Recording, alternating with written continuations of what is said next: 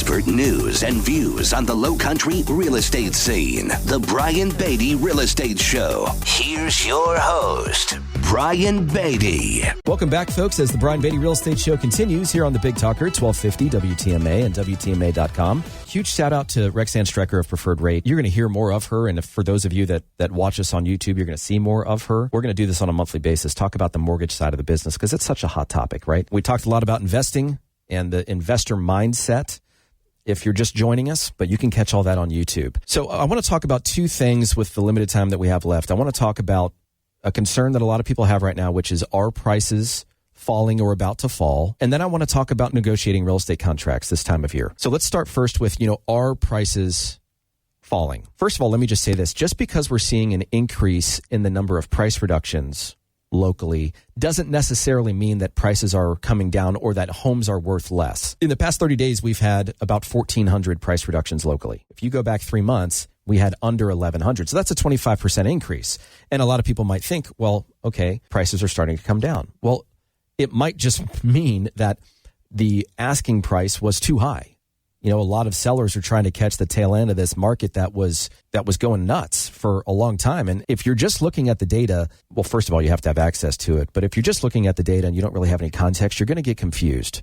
If you look at it from a national perspective, Case-Shiller, Freddie Mac, Black Knight, they're all showing that the rate of appreciation over the past few months has actually increased. And that's the story that they're going to push. But when you dig into the data, you realize it's like 0.1% that the properties have appreciated by. And that's just because inventory is low and people are still willing to fight for properties. A lot of people just need to move. It's not just a want, it's a need. And it makes more sense to buy than it does to rent for a lot of folks. Even with the headwinds that we're experiencing right now in this real estate market, people are still willing to pay generously for real estate, even though, quite frankly, 1 in 4 people believe that prices are going to come down based on the most recent survey from Fannie Mae.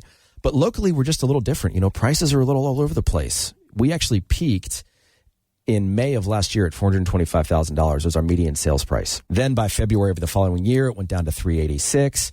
And then in September, it was $415,000. And then last month, it was $408,000. So again, if you're just looking at the data, it's going to confuse you. But, luckily for you, you're a listener of this show. So you get all the benefit of understanding current consumer behavior, which is a big driver. And it's the precursor to actions or inactions taken in the market. And my team sells, we sell a lot of real estate. We have a lot of exposure to real estate on different levels. We sell land all over the state. We manage rental properties. I've got a private money lending company that gives short-term capital to investors to flip property. I coach agents across the country and in Canada. Our exposure to real estate's vast. And what I can tell you, at least right now, by and large, is that for the people that are listing their homes or about to list their homes, 2 big things. Number one, by and large, most people are unwilling right now to pay more than what something most recently sold for. Now, there's going to be exceptions to that. There will be exceptions to that in any kind of market because there are certain properties that have unique features or that have been exceptionally well maintained, and they just command a premium price. And if other comparable properties don't have what they have, then, of course, it's probably going to sell for more. But the second thing I would tell folks that are thinking about selling right now is think about your competition. We, as a team, our best month is either May or June every year because that's just when we have the sheer number of transactions. That's just the bell curve of closings in our market locally, the seasonality of it. But our second or third best month is always December. It's because people want to get moved by the end of the year, whether that's for tax purposes or to be settled. Also remember that we have a lot of corporate relocations that happen in January. They're looking right now. And you've got a lot of people in general that are just looking right now, but they've been coached to believe that they have to wait until spring for inventory to hit the market. If you're a seller, you can beat those people to the punch. And if it makes sense for you based on our consultation, we encourage people to do that because your competition, for the most part, are people that are left over from the spring, summer, or earlier fall months that have not sold. So you hit the market, you're different, you're better positioned, you're working with an agent that understands how to market it.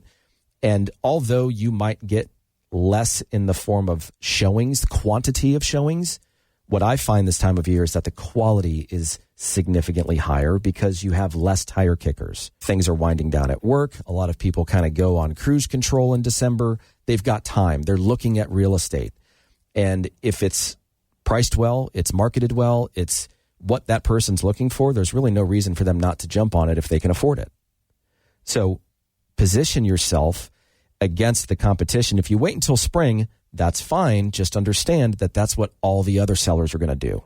And who knows what the market's going to look like then versus now. I always say that I like to deal with the devil I know than the devil I don't. So for those of you that are thinking about selling, again, reach out to us because we've got a ton of great incentives right now. We've got variable commissions that can go down to 2%. If you buy and sell with us, we'll move you for free.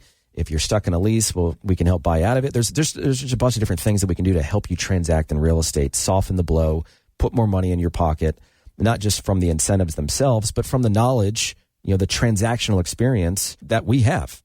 Somebody that's done almost 1,500 transactions here locally. So we'd love to earn your business. Feel free to give me a call if you'd like to talk more about that. 843-800-0065. That's 843-800-0065. Or check us out online, listingsincharleston.com. That's listingsincharleston.com. And just remember, we turn this show into a podcast, which you can find on iTunes and Spotify and Google Play. All of these videos are on YouTube and Facebook and Instagram and TikTok and all that great stuff. So we hope to see you somewhere. But stick around because we've got a few more minutes left, and there's one more thing I want to talk about, and that's negotiating real estate deals this time of year. So stick around. This is the Brian Beatty Real Estate Show. Stay tuned for more of the Brian Beatty Real Estate Show. Have a real estate question? Ask Brian Beatty. Contact Brian Beatty online at listingsincharleston.com. That's listingsincharleston.com. Or call him at 843-888-0065. That's 843-888-0065.